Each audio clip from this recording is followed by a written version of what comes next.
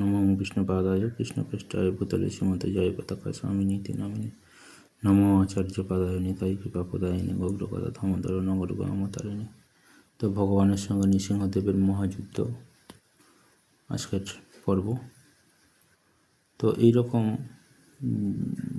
দেখে হিরণ্যকশিপুর মনে মনে ভাবছে যে মায়াবী যে বিষ্ণু আমাকে হত্যা করার পরিকল্পনা করছে, কিন্তু তার এই যে চেষ্টা, সে আমার কি করতে পারে, আমার সঙ্গে কে যুদ্ধ করতে পারে,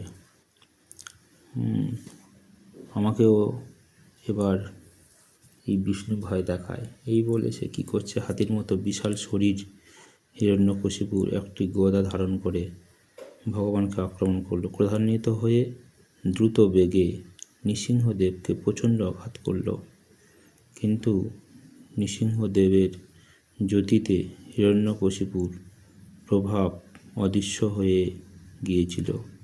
যত বড় ভয়ঙ্কর সাপ হোক না কেন, পক্ষীরাজ গরুর তাকে যেভাবে গ্রাস করে, হিরণ্যকশিপুরকে নৃসিংহদেব সেইভাবে গ্রহণ করলেন।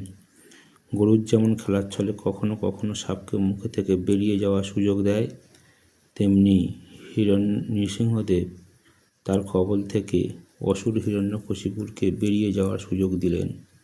মেঘের আড়াল থেকে সেই ঘটনা দেবতারা দর্শন করছিলেন, কিন্তু তারা অত্যন্ত বিচলিত ছিলেন। নৃসিংহদেবের হাত থেকে বুঝি সে নিষ্কৃতি পেয়ে গেল। এদিকে হিরণ্যকশিপুর মনে করল যে এই মায়াবী বিষ্ণু আমার শক্তিতে ভীত হয়ে ছেড়ে দিয়েছে।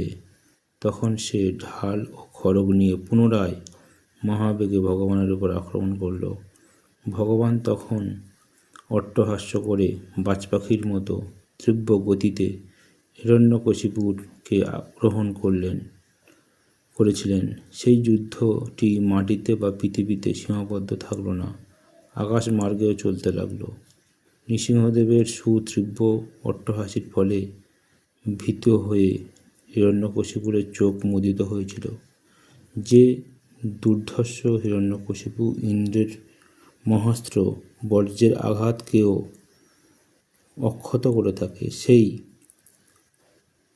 দুর্ধর্ষ অসুরকে ভগবান এমনভাবে ধরেছিল যে সে কেবল হাত পা সঞ্চালন করেছিল, কিন্তু কিছুতেই নিজেকে মুক্ত করতে পারলেন না।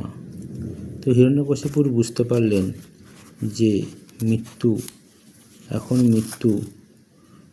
কবলীভূত, কিন্তু সে চিন্তা করল, ব্রহ্মার বর আজ কি বিফল হবে। সেই সময় অন্তরিক্ষে সে ব্রহ্মার বাণী শুনতে পেল। হে হিরণ্যকশিপুর, স্মরণ করো, তুমি বর চেয়েছিলে যে আমার সৃষ্ট কোনো প্রাণী থেকে তোমার মৃত্যু হবে না, কিন্তু আমি তোমাকে বধ করতে উদ্যত এই নৃসিংহদেব আমার সৃষ্ট কেউ নয়, আমি ওনারই সৃষ্টি। 2 নম্বর বর, তুমি চেয়েছিলে যে গৃহের ভিতরে নয় বাইরে নয় তোমার মৃত্যু হবে না। তুমি চেয়ে দেখো, তোমার মৃত্যু উপস্থিত হয়েছে গৃহের চৌকাঠে, অর্থাৎ ভিতরে নয় বাইরে নয়। 3 নম্বর বর, তুমি চেয়েছিলে দিনের বেলা কিংবা রাত্রির বেলা তোমার মৃত্যু হবে না, কিন্তু এখন দিনও নয় রাত্রিও নয়, এখন সন্ধিক্ষণ, গোধূলি লগ্ন। 4 নম্বর বর, তুমি চেয়েছিলে জলে ভূমিতে আকাশে তোমার মৃত্যু হবে না, কিন্তু তুমি এখন যে স্থলে শয়িত রয়েছ তার জল, ভূমি বা আকাশ নয়, নৃসিংহদেবের উরু দেশে তুমি স্থিত। 5 নম্বর বর, তুমি চেয়েছিলে কোনো পশু বা মানুষের হাতে তোমার মৃত্যু হবে না। শ্রী নৃসিংহদেব রূপটি ঠিক পশুও নয় আবার মানুষ নয়। 6 নম্বর বর, তুমি চেয়েছিলে কোনো অস্ত্রের দ্বারা তোমার মৃত্যু হবে না, কিন্তু দেখো নৃসিংহদেব তার নখ দ্বারাই তোমার শরীর বিদীর্ণ করতে উদ্যত হয়েছে, নখ অস্ত্ররূপে গণ্য নয়। 7 নম্বর বর, তুমি চেয়েছিলেন প্রাণী অপ্রাণী কারোর থেকেই তোমার মৃত্যু হবে না, ভগবানকে প্রাণী বা অপ্রাণী রূপে নির্দেশ করা হয় না। তিনি সমস্ত প্রাণী বা অপ্রাণীর সৃষ্টিকর্তা স্বরূপ, সমস্ত প্রাণীর প্রাণ। 8 নম্বর বর, তুমি চেয়েছিলে অর্ধলোকবাসী মহাসর্প পর্যন্ত কারোর হাতে তোমার মৃত্যু হবে না। তো শ্রীহরি ব্রহ্মাণ্ডে ঊর্ধ্বলোক কিংবা অধোলোকের বাসিন্দা নন, তিনি বৈকুণ্ঠের নিত্য বিরাজমান। 9 নম্বর বর, তুমি চেয়েছিলে জরা ব্যাধিতে তোমার আক্রান্ত হবে না, সেই অনুযায়ী তুমি জরাগ্রস্ত হওনি, তোমার ব্যাধিও হয়নি, তবুও তুমি মৃত্যুর কবলগ্রস্ত হয়েছ।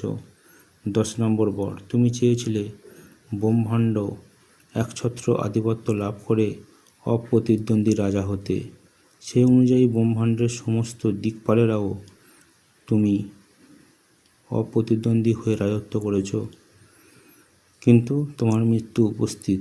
11 নম্বর বর, তুমি চেয়েছিলে তপস্যা ও যোগের অভ্যাসের ফলে লব্ধ সমস্ত যোগ সিদ্ধি লাভ করতে, যে দিনগুলো কোনো দিন বিনষ্ট হবে না। আমি তোমাকে অমরত্ব বিনা সেই সব বর দিয়েছি। এই সমস্ত যোগ সিদ্ধি যথেচ্ছ অপব্যবহার তুমি করেছ, তাই নৃসিংহরূপী সাক্ষাৎ মৃত্যুরও মৃত্যু উপস্থিত হয়ে তোমাকে পরাস্ত করেছে। ভগবান নৃসিংহদেব ভয়ঙ্কর গর্জন করে বললেন, আমার ভক্তের চরণে অপরাধীকে আমি কখনো ক্ষমা করি না।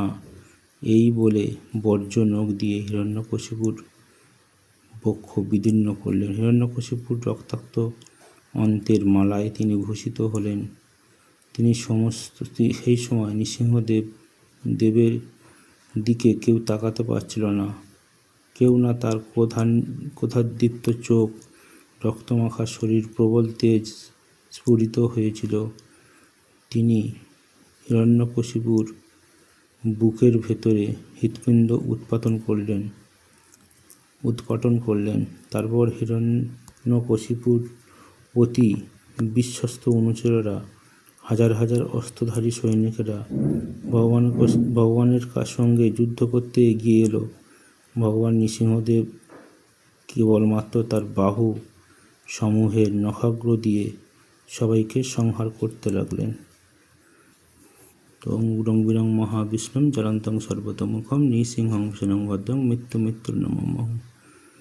আসলে আমরা ভগবান নৃসিংহদেবের সাথে যে হিরণ্যকশিপুরের মহাযুদ্ধ সেটা শ্রবণ করলাম। তো পরবর্তী পর্বে আমরা শ্রবণ করব শ্রী নৃসিংহদেবকে কীভাবে প্রহ্লাদ মহারাজ শান্ত করছেন। জয় শ্রীল প্রভুপাদ কি জয়। সকলের মঙ্গল হোক।